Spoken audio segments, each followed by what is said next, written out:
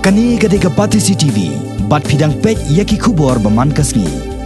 Henne kasngi ka arterik ujamang, ka Skul Pynthorumkhrah Presbyterian Secondary School, kala jam sashikam shakman, ban panjana ya kajing shakri jongka, ban pansothet ya kajing nangjing start, hakani kanong ba shalong, da kajing sedang jongka ban thao no ya kayeng ka Thymmai, ban perlong skul. Kum kadak jong kajing sedang tay ya kani kayeng skul ka Thymmai. Henne kasngi laburu yo mau Nongrim jong kani kajing tay dau Myntri bakmi ya katnat puli puthi kajalla uba lakman remboy ubalalong kongsan hakajelang. Kat bau Myntri Sorkar bakmi ya katnat Information and Public Relations hakajo kapor ubalong ru UMLA kani kathan badan kani skul uba Alexander Ïing ubalong kom sembot kongsan.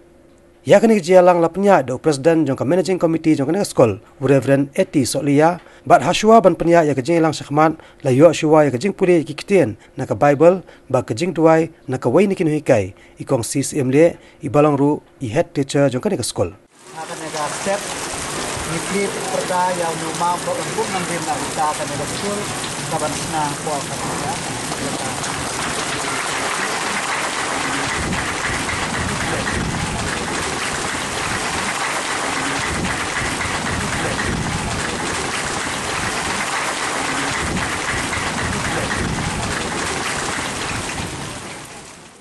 Ka Sorkar hi kakwa ban barong jaka pule kide bandon kide ki ban long ki jaka ki babit ki babiang bat khamtam ha po kan ka skim ki dam ki komponen ki ba kumno ya ki ban train ya ki no hikai ban ai ki digital classroom ban ai ki digital library ban penbit pembiang ya ki science equipment ter ngalabanong kane kadai ka komponen ki badan apa kane ka project kilong kiba biang banlong ka skul kat kum ka skul hi tadai man takadaw ngakan tu ya ka managing committee bad ya kinong hikai baro ba fins ngobha banpe babaro kini project ki bade banle kane ka skul kilong kat kum ka bade banle basa kawai ni nakajang ka Sorkar jongi kabagi dang shimti ha kini benai ki baladep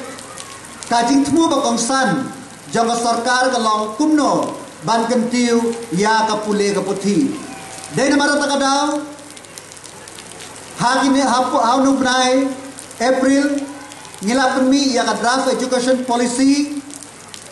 ngila upload hapo ka website jong ka education department jongi bat ni khot ni wer ya ki stakeholder baro bagin IT mode tumno ba ka policy ngila bat pendit pembiang kenang ba ka policy ka bagin finalize kan long ka babit ka mabiang ka kum bajuk ka bamenta.